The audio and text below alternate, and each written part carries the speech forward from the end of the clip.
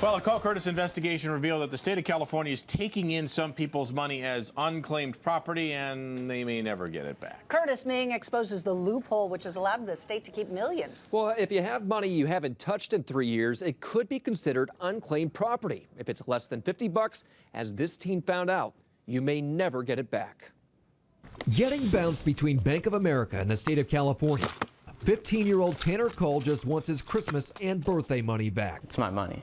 So, I mean, it makes me mad. Without warning, B of A closed his savings account, holding $30.75, turning the money over to California's Unclaimed Property Program, which is supposed to hold money in your name until you claim it. But Dad Will says there's a problem. The state says there's nothing showing up for Tanner.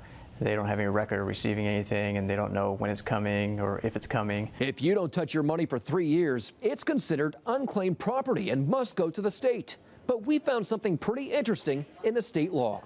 While banks must hand over the unclaimed money, they only need to send along the owner's name if the property has a value of at least $50, which explains why the state had no record of Tanner's $30.75. How can you run a program that returns unclaimed funds to the rightful owners if you don't ask for the name of the owner? Attorney Bill Palmer is a longtime critic of the state's Unclaimed Property Program. And it's purposely designed that way, to become a fish ladder for consumers and citizens so that they never make it to the top and get their funds back. Under a Public Records Act request, we've learned the state has taken in $68 million since 2007 without any property owner information.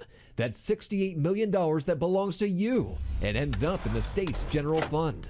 Our request for an interview with Comptroller John Chung was ignored, but in this previous interview, he insisted returning money to owners is a top priority.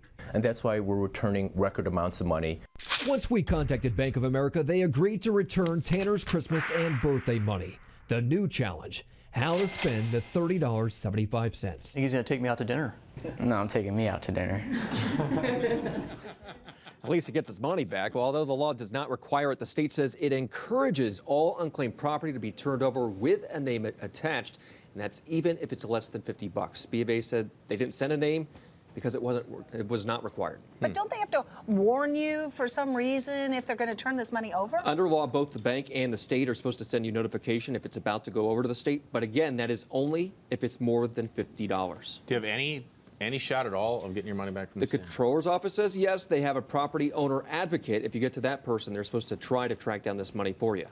But it's going to be very difficult. I mean, your name's not tied to it attached to it. Well, as we were all discussing earlier, when you owe them $68 million, they have a way of finding you. But when they owe you $68 million, then somehow they can't. There are a lot of people who are lost out there that it doesn't take all that much to try to find When you them. owe $5, they can find you. They find you with $5. $5. Right. All right, if you have something you want us to investigate, let us know about it. You can call our hotline Monday through Friday at 916-374-1343, or you could always go to our website, cbssacramento.com, click on Call Curtis, and fill out our form.